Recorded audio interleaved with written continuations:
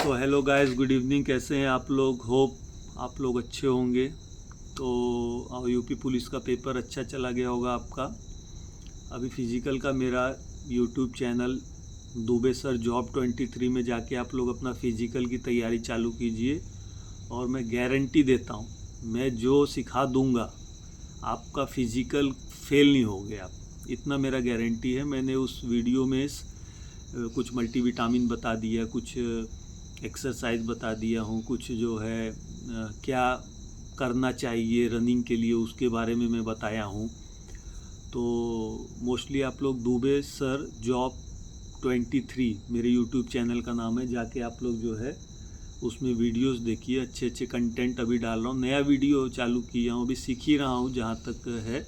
धीरे धीरे जो है मनोज डे बनना है अपने को भी जो मनोज डे सर हैं उनकी तरह है, उनके वीडियोस देख देख के सीख रहा हूँ। तो जो भी समझ में आ रहा है तो मैं बोला कि हम भी डालते कंटेंट, अगर पब्लिक को, बच्चों को अच्छा लगा तो मेरा उनका फ़ायदा हो जाएगा, तो बहुत अच्छा हो जाएगा। तो ये तो हो गया पार्ट। उसके मैं आज का वीडियो जो बनाने जा रहा हूँ, जो सेंट्रल गवर्नमेंट में पेंशनर जैसे 60 साल की नौकरी करने के बाद जो रिटायर जाते हैं, उसके ऊपर एक शॉर्ट वीडियो में 10-15 मिनट का बनाना चाहता था। क्योंकि बहुत से फोर्स मेंबर जब रिटायर जाते तो उनको समझ में नहीं आता है कि क्या पेपर जमा करना है, ऑफिसेस के चक्कर लगाते रहते हैं और पेंशन पेपर उनका दिल्ली जाने में समय लग जाता है। तो रिटायरमेंट के बाद भी 4-5 महीने बाद उनका पीपीओ ऑर्डर आने में लेट हो जाता है। तो अभी मैं जो वीडियो पेंशन के ऊपर बनाने जा रहा था कि आपको जो थोड़ा बहुत मैं शॉर्ट में इंफॉर्मेशन दूंगा वो आपको लाइफ में इंफॉर्मेटिव होगा। तो आपका डेट ऑफ बर्थ के हिसाब से जो है, आपका जो डेट ऑफ बर्थ होगा उसी महीना आप रिटायर होगे, तो सबको मालूम होगा।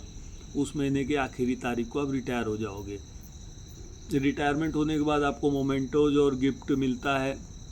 लास्ट मोमेंट में सम्मान भी होता है, बहुत ऑफिसर्स में सम्मान किए जाते हैं कि रिटायर आप करके जा रहे हो। तो रिटायरमेंट से पहले आपको 7 या 8 महीना पहले ऑफिस द्वारा एक लेटर मिलेगा कि आपको क्या क्या दस्तावेज पेंशन पेपर के लिए जमा करना है। अगर नहीं मिला है, आप जाइए ऑफिस, बोलो साहब मैं 7 महीना मेरे को रिटायरमेंट में है, मुझे क्या कागज़ जमा करना है दे दीजिए। तो आपको मान लीजिए ऐसा कुछ लिस्ट वो दे देंगे। लिस्ट में क्या रहेगा कि आपका Aadhaar card, PAN card, bank passbook, आपका और मैडम का फ़ोटो। अब आपको कहाँ लेफ़्ट नहीं बैठना, राइट बैठना। अगर लेफ़्ट बैठ के फ़ोटो खिंचाओगे रिजेक्ट हो जाएगा आपका फ़ोटो, आपको दोबारा फ़ोटो भेजना पड़ेगा। मैं यहाँ तक देखा हूँ, एक हमारे ऑफिसर का ऐसे ही उल्टा तरफ में बैठ के फ़ोटो खिंचा दिए थे, तो रिटायरमेंट के बाद भी पेंशन पेपर्स वापस आ गया। बोले फ़ोटो जो है ऑपोजिट साइड में बैठे थे। तो वो ध्यान देना है कि एक मेरे को नॉलेज था पॉइंट, तो मैं बोला बता दूँ। उसके बाद आपको जो है जो स्टैम्प पेपर होता है, रिवेन्यू स्टैम्प होता है 1 रुपये वाला, उसको 4-5 दे देना। क्योंकि बाद में बिल बनता है, जब आपका पैसा जाता है दिल्ली पास होने के लिए, तो उसमें रिवेन्यू स्टैम्प लगा के आपको साइन करना पड़ता है। तो रिवेन्यू स्टैम्प हो गया, आपके बच्चों का बोर्ड का सर्टिफिकेट हो गया, उनका आधार कार्ड पैन कार्ड हो गया, मैडम का आधार कार्ड पैन कार्ड हो गया, उनका बोर्ड सर्टिफिकेट नहीं चाहिए। और ये तो डॉक्यूमेंट मोटा मोटी मैंने आपको बता दिया है। अगर लिस्ट में और भी कुछ देता है तो उस हिसाब से आपके कार्यालय में मान लीजिए और भी कुछ मांग लिया। तो अगर आपने पेंशन का पासबुक दिया तो 2 प्रोसीजर है। या तो आप जो सैलरी अकाउंट है उसी को आप पेंशन बोलो, भाई इसी में हमारा पेंशन आने दो, या आप अलग से जाके बैंक में खाता खोलिए पेंशन अकाउंट के नाम से। आपका और मैडम का जॉइंट में नाम रखिएगा पेंशन में। और ये जो मैं डॉक्यूमेंट बताया आपको, नाम सब में एक होना चाहिए, नहीं तो पेंशन वापस आ जाएगा आपका। पता चला आधार कार्ड में लिखा है Krishnakant L Dubey, pan card में लिखा है कृष्णकांत लालचंद दुबे, और पासबुक में लिखा है दुबे कृष्णकांत लालचंद, तीनों भी अलग हो गया पेंशन रिटर्न। तो आपको सबसे पहले अपना सारा डॉक्यूमेंट ओके करना है। जो नाम आधार कार्ड में है वही आपका पैन कार्ड में आना चाहिए, वही आपका पासबुक में आना चाहिए। ये बहुत इंपॉर्टेंट पॉइंट मैंने आपको अभी बताया। तो ये सब डॉक्यूमेंट आप जो है आप अपने कार्यालय में जमा कीजिए, वहाँ 10-15 दिन पेंशन पेपर आपका बनेगा। पेंशन पेपर बनाते समय आपका ग्रेचुइटी, अगर आप जो है बिक्री करना चाहते हो, कॉमोटेड वैल्यू ऑफ पेंशन बोलते हैं उसको, 40% तक मतलब आप 30, 20, 10 जो आप चाहिए उतना बेच सकते हो पेंशन का अपना। 40% भी कोई बेचता है, लेकिन सब बोलते 40 ही, लेकिन ये नहीं कि 30 भी आप बेच सकते हो। आप अपने कार्यालय में पता कर लीजिएगा, 30-25 नहीं उनको नॉलेज होगा तो मुझे व्हाट्सअप से आप बात कीजिएगा। मेरा व्हाट्सअप नंबर लिख के रखिए, पेंशन रिलेटेड कोई भी समस्या होगा तो मैं आपका हेल्प करूंगा। मेरा व्हाट्सअप नंबर है 8104530040। पेंशन से रिगार्डिंग कोई भी आपके समस्या है, आपका कुछ पेमेंट लटका है या आपका कुछ भी प्रॉब्लम होगा तो मैं उसको शॉर्ट आउट करूंगा या गाइड कर दूंगा किस तरह से आपका वो काम हो जाएगा। तो आपका पेंशन पेपर जब बनेगा तो आपको बुलाया जाएगा साइन करने के लिए। आजकल तो मैडम का भी कहीं कहीं 1-2 जगह फ़ोटो के नीचे भी साइन वाइन ऐसे लग रहा है। तो आप पेंशन पेपर जब साइन करना तो एक कागज़ में अपना सारा कैलकुलेशन लिख लेना। फैमिली पेंशन कितना मिलेगा, फैमिली पेंशन 30% होता है। मान लीजिए रिटायरमेंट के बाद 2-4 साल के बाद आदमी का कुछ देहांत हो गया तो मैडम को 1 साल तक तो उनका ही पेंशन मिलेगा जो ले रहा था बंदा। 1 साल के बाद 30% पेंशन मिलता है। और आपका जो है ग्रेचुइटी जो होगा वो बेसिक मल्टीप्लाई बाय जितने साल आपने सर्विस किया। मान लीजिए 33 साल सर्विस किया, आपका 66 हो जाएगा। मतलब बेसिक समझिए आपका 50,000 इंटू 66/4 ये फॉर्मूला ग्रेचुइटी का। और डेथ में /2 हो जाता है, तो 8 लाख ऐसे होगा, उसमें जो है 16 लाख हो जाता है डेथ में, अगर डेथ का पेंशन बनता है। और एनपीएस के अगर बच्चे हैं उनको भी पेंशन मिलता है। मैंने खुद वो केस एक मैंने निकाला था। एनपीएस में अगर होता है तो पेंशन उसके मम्मी का बना था, एक लड़के का मैं किया था पेंशन। तो एनपीएस के भी बच्चे लोग के लिए मैं बता रहा हूँ कि आपको भी पेंशन लागू है। आप पता कर लीजिएगा अपने कार्यालय से, नहीं होगा तो मुझे व्हाट्सएप से पूछेगा, मैं सब बता दूंगा। और एनपीएस से आप जो है विड्रा भी कर सकते हैं 10 साल के बाद। आप लोग को तो मालूम होगा, उसके अंदर फॉर्म में लिखा हुआ है किस किस प्रोसीजर से आप पैसे निकाल सकते हो। तो अभी तो 2010 के बच्चे तो अभी 10 के ऊपर हो गए हैं, तो आप लोग वो पैसे निकाल सकते हो। एनपीएस में ठीक है, थोड़ा गवर्नमेंट कंट्रीब्यूशन भी हो जाता है, आपका भी कंट्रीब्यूशन हो जाएगा। लास्ट में एक 50 लाख दबा के पैसा मिलेगा। तो पेंशन पेपर में आप सारा लिख लीजिए, ग्रेचुइटी, कॉमोटेड वैल्यू ऑफ पेंशन कितना बन रहा है, फैमिली पेंशन कितना बन रहा है, रिस्क फंड मेरा कितना कटा है। रिस्क बुक आपको बुलाया जाएगा। सीआईएसएफ में मैं हूँ तो हमारे में रिस्क बुक होता है, 540 रुपये कटता है अगर कुछ होने से। 8 लाख रुपया उसके वाइफ को, वाइफ नहीं हुई तो माँ बाप को मिलता है। तो रिस्क फंड का पैसा आपका कुछ नहीं हुआ तो जो आपका जमा है भैया आप ले लो इंटरेस्ट के साथ, सब उसमें इंटरेस्ट सब लिखा रहता है। आप आरएमएस बुक बोलते हो उसको। CGGIS 30 रुपये कटता है, उसका भी कुछ मिल जाएगा। छुट्टी का पैसा, छुट्टी का आपका देख लीजिएगा कितना है, कैलकुलेशन आपका करेंगे। तो एक बार जब पेंशन करते समय ना आप एक बार बोलना साहब मेरा, आप लोगों को तो सब मालूम ही है, साल में एक बार आप जाके अपना सर्विस बुक देखते ही हो तो उसमें आपको सब पता है छुट्टी मेरा कितना है। तो छुट्टी का कैलकुलेशन देख लो सही हुआ है कि नहीं। वैसे तो गड़बड़ होता नहीं, क्योंकि अगर यूनिट लेवल में गड़बड़ होगा तो दिल्ली से वापस आ जाएगा। इसीलिए 6-7 महीना पहले आपका केस दिल्ली जाता है, गड़बड़ होने से 3-4 महीना पहले आ जाता है। उसके बाद फाइनल जब गया और वहाँ से आप रिटायरमेंट जाओगे तो उसी समय पीपीओ ऑर्डर आपका इश्यू हो जाएगा, पेंशन पेमेंट ऑर्डर। वो एक जाएगा बैंक में, एक आपका जहाँ पे आपने पेंशन अकाउंट खोला वहाँ पे जाएगा। आपका पीपीओ आपके कार्यालय में बुला के दिया जाएगा। रिटायरमेंट जिस दिन जाते हैं हम लोग तो उसी दिन पकड़ा देते थे, भैया ये लो अपना पीपीओ कॉपी। तो बैंक में जाके आपको पीपीओ कॉपी आ जाएगा। तो बैंक में जाके और 1-2 फॉर्म होता है बैंक में, आप जाके भर देना, बैंक वाले दे देंगे। बोलना सर मैं पेंशनर हूँ, मुझे जो है अभी मेरे को पीपीओ कॉपी आ गया है। और मान लीजिए बैंक में जो पीपीओ कॉपी आया है तो उसमें 1-2 महीना रिटायरमेंट के बाद जो आपको पेंशन मिला नहीं तो उसका मतलब टोटल आपका जो भी बकाया रहेगा, 3 महीने का बकाया है तो 2-3 महीने में आपका पेमेंट शुरू आ जाएगा। और जब पीपीओ आता है तो उसी का अंदर बिल बन के जाता है। मतलब आपका 8 लाख रुपया है तो उसमें एक फॉर्म टाइप होता है, उसको लगा के दिल्ली भेजते तो वहाँ से वो पैसा डायरेक्ट आपके खाता में आ जाएगा। सारे पेमेंट आपको आ जाते हैं। उसी में CGHS आप ले लीजिएगा, CGHS अच्छा होता है।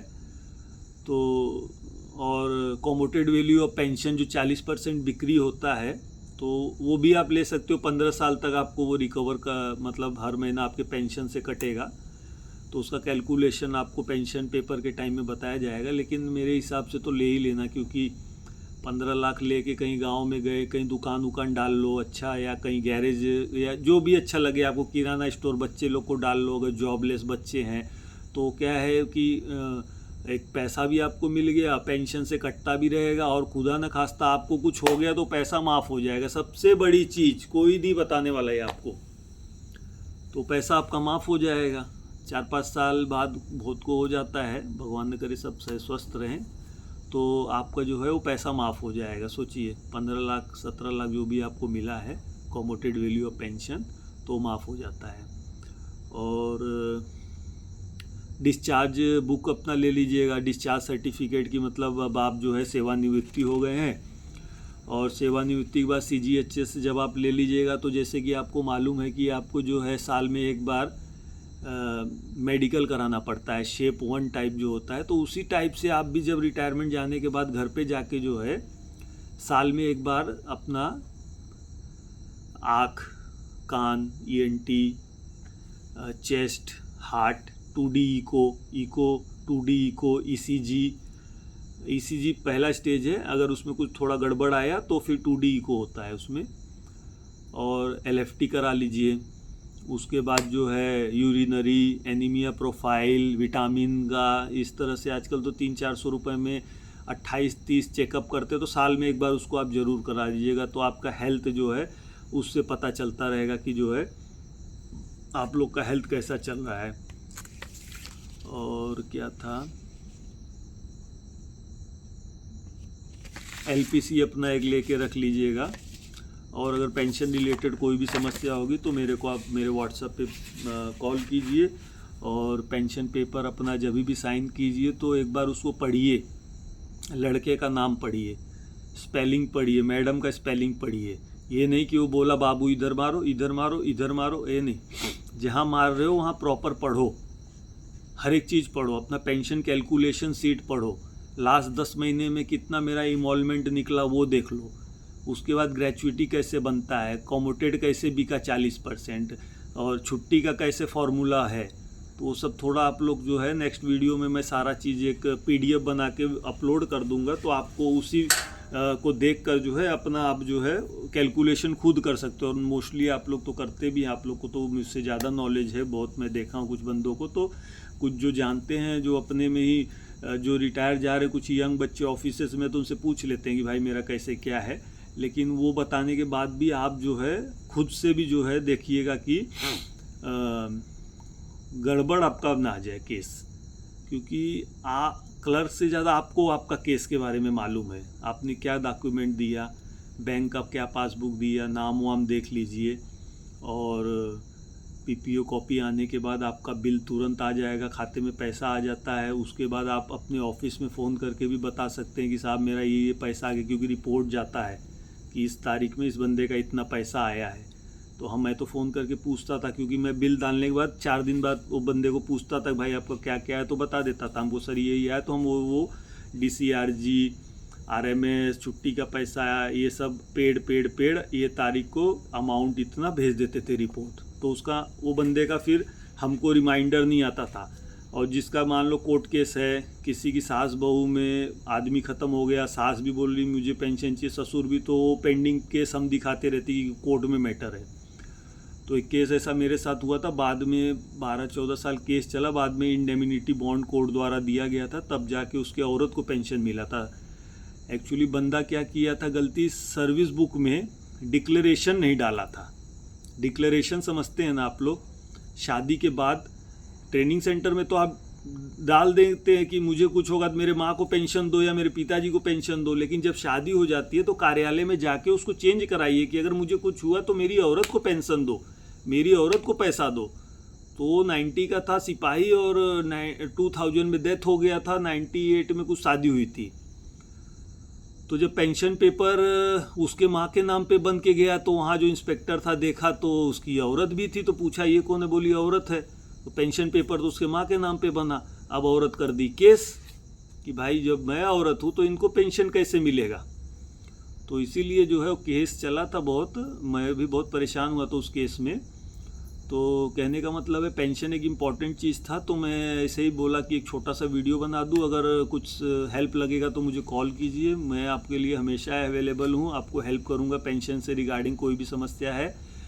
और आपका मान लीजिए पेंशन आ गया, पेंशन चालू हो गया, उसके बाद जैसे जैसे भारत सरकार द्वारा डीए बढ़ाया जाता है तो आपको ऑफिस से वो नहीं होता, और डायरेक्ट आपको डीए का एरियस और डीए आपको लग जाएगा। बस आपको मालूम होना चाहिए कि मेरा पेमेंट ये बढ़ा है, डीए सरकार ने बढ़ा है, तो मेरा पेमेंट बढ़ना है, पेंशन बढ़ना है, ये तब आपको पता रहेगा तो ऑटोमेटिक जो है आपका पेंशन चलता रहेगा। अब साल में नवंबर दिसंबर में आपको जाना पड़ेगा बैंक कि भाई मैं जिंदा हूँ, लाइफ सर्टिफिकेट देना पड़ता है। आजकल तो बहुत टेक्नोलॉजी आ गया, आजकल तो मोबाइल में मैसेज आ गया कि ऐसे करके सबमिट कर दोगे, हो गया। या बैंक में जाओगे, स्टेट बैंक में अंगूठा लगा लिया जाता है, पोस्ट ऑफिस में अंगूठा लगा लिया जाता है कि भाई बंदा जीवित है, एक आपको पावती मिल जाएगी, तो आपका फिर पेंशन चालू रहेगा। अगर वो आपने जमा नहीं किया तो आपका पेंशन फरवरी से बंद हो जाएगा, फिर आपको जो है फिर जमा करोगे, फिर 1 महीना 2 महीना डिले। तो वो चीज़ें के इंश्योर कीजिए आप लोग कि आपको लाइफ सर्टिफिकेट बहुत इम्पॉर्टेंट चीज़ है जमा करने के लिए। चलिए, स्वस्थ रहिए, हेल्थी रहिए, वीडियो लाइक कीजिए, सब्सक्राइब कीजिए, शेयर कीजिए। और भी अच्छे अच्छे कंटेंट ला रहा हूँ, बच्चों की पढ़ाई से रिलेटेड ला रहा हूँ, बच्चों के जॉगिंग, एक्सरसाइज, जॉब के रिगार्डिंग से भी वीडियो बन रही है। तो होप आपको वीडियो अच्छा लगा होगा। जो गवर्नमेंट एम्प्लॉय उनके लिए मैं बोला एक पेंशन, एक छोटा सा नॉलेज दे देता हूँ। और LPC जो भी लगा रहता है वो आपको सब चेकलिस्ट बोलते हैं, इस पेपर के बाद ये पेपर है, ये पेपर के बाद ये पेपर है, ये पेपर के बाद ये पेपर है। तो चेकलिस्ट के हिसाब से ही आपका जो है दिल्ली सर्विस बुक के साथ जाता है। छुट्टी भी आपका रिकास्ट होता है कि कहीं कोई यूनिट में कहीं गड़बड़ हो गया होगा 10-5 दिन आगे पीछे, तो आपको सही पैसा मिलेगा। आप ये मत सोचिए कि रिटायर जा रहा हूँ मेरा कहीं पैसा कम ना मिले। एक एक रुपया साहब, गवर्नमेंट है, इतना जल्दी आपका साथ नहीं छोड़ने वाले। थैंक यू, जय हिंद सबको, गुड नाइट, आराम कीजिए, अगले वीडियो का इंतजार कीजिए, लाइक कीजिए, सब्सक्राइब कीजिए, शेयर कीजिए, व्हाट्सएप पे चैट कीजिए, इस पे कमेंट्स कीजिए। कोई पेंशन से रिगार्डिंग समस्या है, CGHS से रिगार्डिंग समस्या है, MSCP से रिगार्डिंग समस्या है, कोर्ट का कोई लीगल किसी का प्रॉब्लम चालू है, किसी को डिपार्टमेंटल के लिए अच्छा वकील की रिक्वायरमेंट है, तो मेरे पास 2-3 अच्छे वकील हैं जो कि डिपार्टमेंटल केसेस देखते हैं, तो उनका नंबर मैं आपको प्रोवाइड कर दूंगा। जय हिंद दोस्तों, वीडियो लाइक लगा तो शेयर, सब्सक्राइब, लाइक कीजिए। गुड नाइट सबको, जय हिंद, जय भारत।